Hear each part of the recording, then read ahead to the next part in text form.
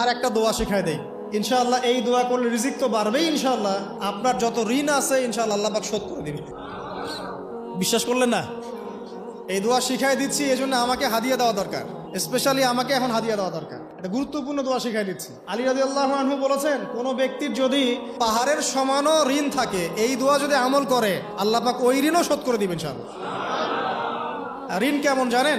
ওই যে এখন মানুষ ঋণ নিচ্ছে 1 কোটি টাকা ব্যাংক থেকে, 2 কোটি টাকা ব্যাংক থেকে, হ্যাঁ, কত বছর, 10 বছরের জন্য, 20 বছরের জন্য বাড়ি করছে, তাই না? তার ধারণা এমন যে সে মারা গেলে তার ঋণটা কেউ না কেউ শোধ করে দিবেই দিবে, তাই তো? আর আল্লাহর রসুল কি বলছেন দেখেন, একজন মারা গেছেন, নবী সাল্লাল্লাহু আলাইহি ওয়াসাল্লামের সময় একজন মারা গেছেন, তো নবী করিম সাল্লাল্লাহু আলাইহি ওয়াসাল্লাম বলছেন, এই ব্যক্তির কি কোনো ঋণ আছে?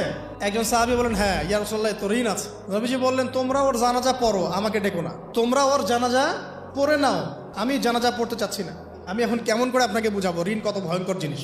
আপনি যে ব্যাংক থেকে 3-4 কোটি টাকার লোন নিয়ে রাখছেন, লাখ লাখ টাকা লোন নিয়ে বসে আছেন, দিব্যি সুখে বসে আছেন, এমন চিন্তায় যে আপনার মৌত হবে না।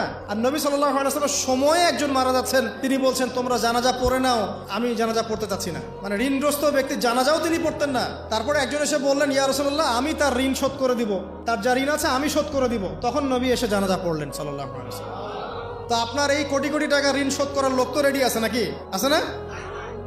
সমস্যা নেই, আপনার জানাজা পড়া হবে, আপনার মিলাদও হবে, আপনার একটা বড়সড় দোয়াও হবে ইনশাআল্লাহ। কিন্তু আল্লাহ পাক বলেছেন যে শহীদ, আল্লাহর পথে যুদ্ধ করে শহীদ হয়েছে, এই ব্যক্তির আত্মাও ঝুলে থাকে যতক্ষণ পর্যন্ত না তার ঋণটা শোধ করা হয়।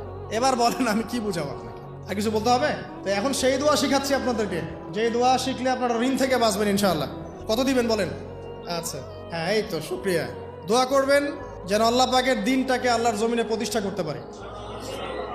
আমার সাথে বলেন, দোয়াটা হচ্ছে, আল্লাহুম্মা ইকফিনি বিহালালিকা আন হারামিকা ওয়া আগনিনি বিফদলিকা আম্মান সিওয়াকা।